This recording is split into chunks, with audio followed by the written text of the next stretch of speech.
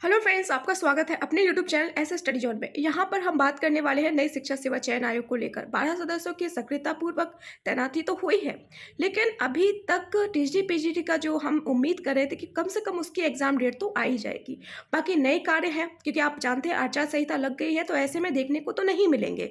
लेकिन अब सबसे बड़ी बात है कि जो टीजीटी पीजीटी का फॉर्म पहले ही भर दिया गया था, उस पर आचार संहिता का कोई भी असर नहीं होता है, लेकिन उसका अभी एग्जाम डेट उन्होंने नहीं दी है। अब जो नई चीज़ निकल कर आ रही है कि वेबसाइट पर, जो इसकी वेबसाइट बननी थी, उस पर कोई भी पहल नहीं हो रही है। तो कुछ ना कुछ ऐसा नया निकल कर आता है जो उम्मीद हम करते हैं कि अब कार्य शुरू होगा, अब हमें भर्तियां देखने को मिलेंगी, अब जो टेट होता है वो देखने को मिलेगा। लेकिन कुछ भी ऐसा नहीं देखने को मिलता है, कुछ ना कुछ आगे ऐसा निकल कर आ ही जाता है।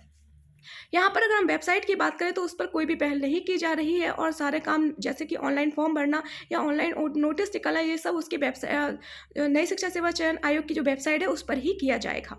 तो ये सारी चीज़ें सबसे बड़ी बात है, और बहुत सारी चीज़ें और हैं कि आपको न्यूज़ कटिंग में ये भी देखने को मिल रहा होगा कहीं ना कहीं कि बहुत सारी, जैसे कि लखनऊ में एक ही शिक्षक कार्य कर रहा है स्कूल में, ठीक है, बहुत सारे बच्चों में सिर्फ एक ही शिक्षक है। हरदोई में ये चीज़ निकल कर आ रही है, तो शिक्षकों की भी कमी कहीं ना कहीं देखने को मिल रही है।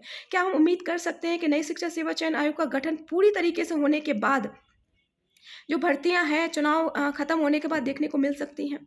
क्या हम ये उम्मीद कर सकते हैं? तो सबसे बड़ी बात है कि नई शिक्षा सेवा चयन आयोग से हम उम्मीद तो कर रहे हैं कि वो जितनी जल्दी हो सकते भर्तियां निकालेगा, लेकिन कुछ ना कुछ नई चीज़ें हमें वहाँ पर देखने को मिलती हैं। ठीक है।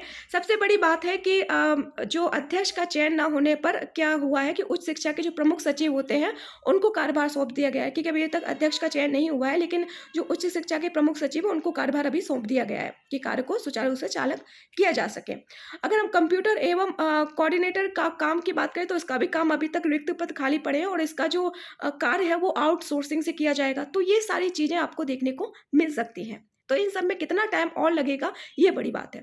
टीजीटी पीजी 2022 में इसके फॉर्म भरे गए थे, लंबा समय हो गया है, 2024 चल रही है, और ये कितना कब तक इंतजार करेंगे।